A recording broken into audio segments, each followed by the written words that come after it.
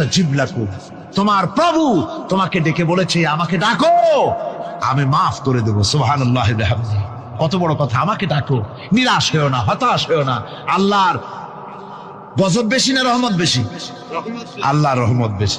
হাদিসে কুদসির ভিতরে এসেছে, আল্লাহ পাক বলেছেন, কোন বান্দা যদি আমার দিকে এক বিগত অগ্রসর হয়, আমার রহমত তার দিকে এক হাত এগিয়ে যায়। কোন বান্দা যদি আমার দিকে হেঁটে আসে, আমার রহমত তার দিকে দৌড়ে যায়।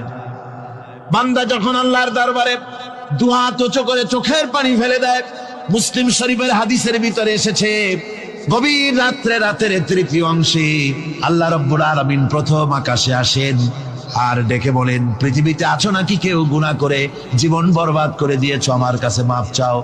ঋণগ্রস্ত আছো, অসুস্থ আছো, অপমানিত আছো, কে আছো?